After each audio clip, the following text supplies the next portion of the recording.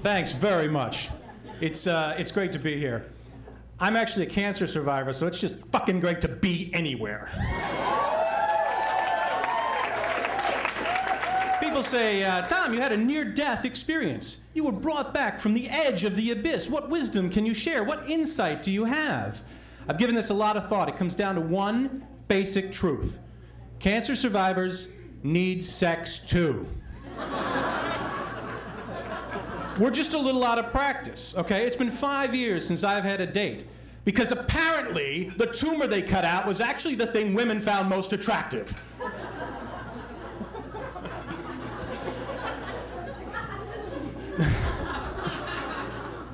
Wow, maybe that's not true.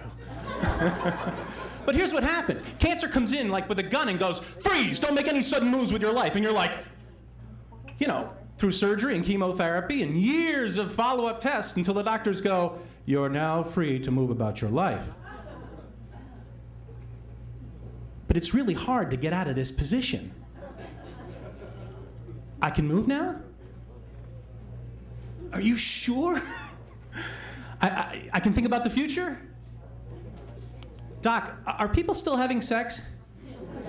I gotta get going.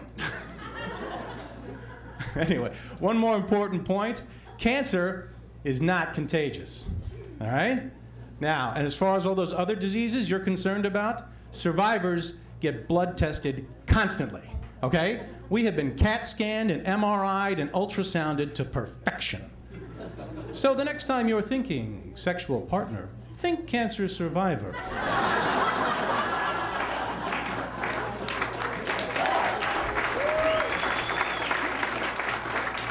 We're clean and incredibly grateful to be there.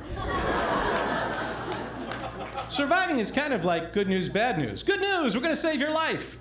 When we're done, it's gonna be your exact same life. Nobody comes home from the hospital with superpowers. You don't graduate to a higher plane of existence. I mean, you're grateful. Oh, thank you for this chance to re-experience the joy of being alive, to make the most of every moment, to travel the path of enlightenment. And shit, I gotta get to work. I work at a huge law firm. Here's the job. For every piece of paper there is in a lawsuit, there are thousands that never make it to court.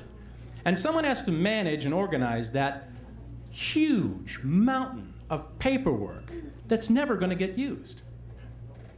That's why I survived cancer. That's how I kept my will to live, lying there in the hospital, you know, with an IV in my arm going, must get back to useless documents. But anyway, I got a job, I'm healthy. People say, you know, if you got your health, you got everything. Except maybe perhaps health insurance. Now I got what they call a pre-existing condition. What kind of bullshit is that, really? I mean, we're all gonna die. Life is a pre-existing condition.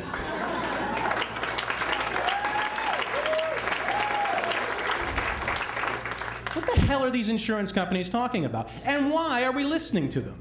Look, they're not even better, they're just like legalized gamblers. And they're not even that good at it.